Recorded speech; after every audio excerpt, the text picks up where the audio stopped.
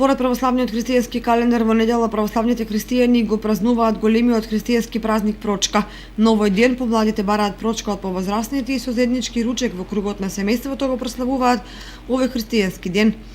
Од православниот храм Свети Великомаченик Ѓорѓиеве што изјави ѓакон Димитар Арсовски за празнувањето на Прочка. По на христијанска традиција и христијанска практика, неделата пред да започнат великите пости се нарекува недела на простувањето или народно кажано Прочка.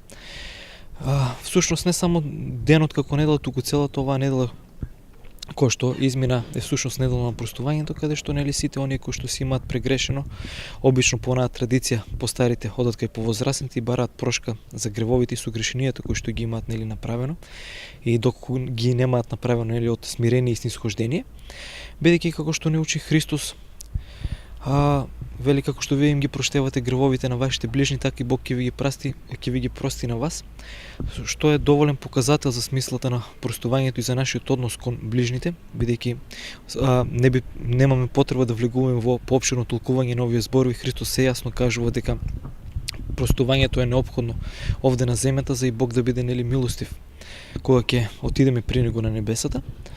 По завршувањето нели на овој преубав чин на простување. По празникот Прочка, наредниот ден во понеделникот започнуваат и велигденските пости.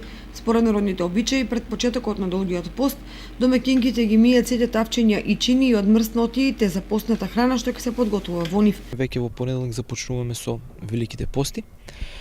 Должност е, како и претходните пати, повторно да апелираме, да кажеме да не се става главен акцент на постот со исхрана, бидејќи и самите свети отци и самата црква учи дека постоењето и воздржувањето од храна е само еден елемент помошен на оној вистинскиот пост. Знаеме дека вистинскиот пост се состои во засилена молитва кон Бога, размислување, созерцание и секако за нашиот однос кон сите луѓе, односно нашите ближни, значи да им помагаме на било каков начин. Под помош не се подразбира само нели финансиска помош, да не ги забраваме сираците, изнемоштените, старите лица, оние кои што се во немок, нели и пред се сиромашните, да колку што можеме во рамките на нашите можности на било кој начин да им помагаме, да простуваме. Велигденскиот пост нема свој постојан датум, туку зависи од определениот датум на Великден. Тој е негова претходница и подготовка. Велигденскиот пост опфаќа 7 недели, односно 7 седмици, трае 48 дена од Прочка до Великден.